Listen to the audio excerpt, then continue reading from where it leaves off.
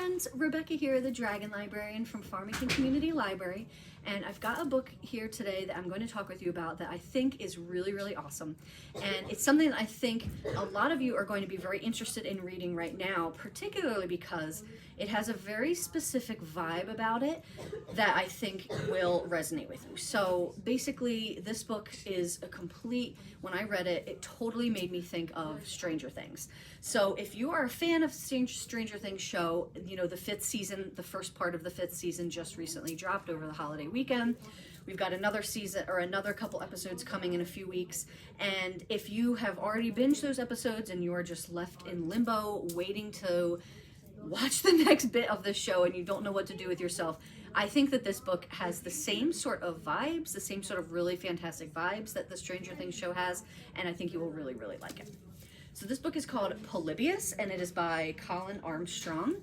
And basically, you may or may not be aware, there is an urban legend attached to the word Polybius, okay? So if you look at the cover, you can see that it is definitely like an arcade system, right? And basically what is going on with that is there's this urban legend that says back in the day, in the 80s, there was this game system that came out, Polybius. It was like an arcade system, and anybody that played it went insane. That you played it once and it would consume your life, you became obsessed with it, and then you would go around like killing people, you were never the same again. There's never been any like proof behind this or truth, but it's, you know, it's an urban legend. It's something people talk about. It's a scary story that gets passed around and passed around. So when I saw that there was actually a book about it coming out, I was really, really jazzed because I thought this is going to be absolutely fantastic. So yes, this is a horror story. It takes place in the 80s, the 1980s, specifically 1982. And basically it follows our main character. Her name is Andy. She is a young woman who works at a video arcade.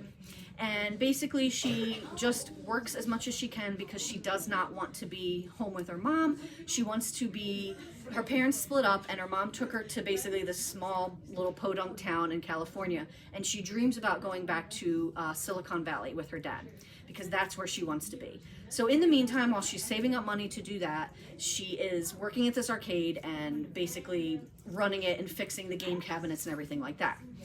Until the game Polybius comes into the picture, comes to the arcade, and it starts causing really very strange reactions in people.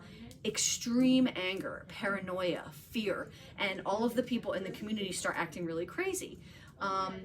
Cue also government intervention and this big storm that's coming in, threatening to cut off the community from outside help, from aid, and it is up to Andy and basically her, this guy that she teams up with, whose name is Roe, who is the sheriff's son, incidentally, and they have to try to figure out what is going on, like what caused this, is it really the game system, how can they stop it, and so on and so forth.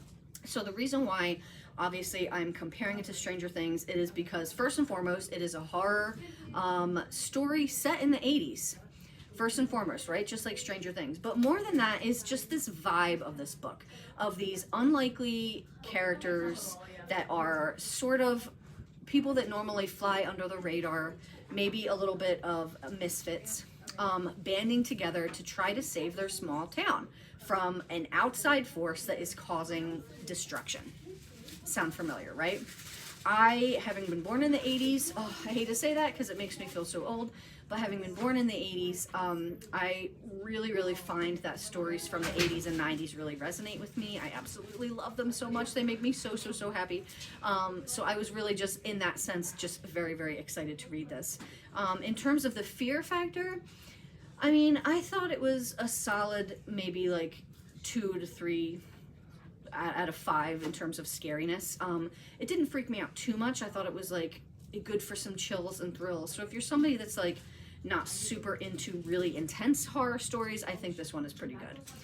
It's not going to freak you out too much. And like I said, if you are familiar with the urban legend, it's just a fun little thrill ride. If you're not familiar with it, I recommend looking it up because it's very, very interesting and fascinating. And I love reading about stuff like that.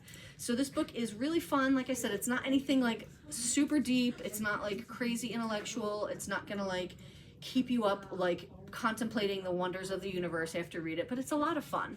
It's a lot of fun. It's you come here for the vibes. It's scary. It's just really a fantastic, fun book to spend some time in. And again, like I said, if you are waiting for the next few episodes of Stranger Things to come out and you're looking for something to fill that void, look no further than Polybius. Well, that's what I've got for you guys today. I hope that this book sounds really fun and interesting. If so, please feel free to come and get it from Farmington Community Library. It is available here. And also, thank you so very much for watching, friends. I hope you have a wonderful, wonderful rest of the day.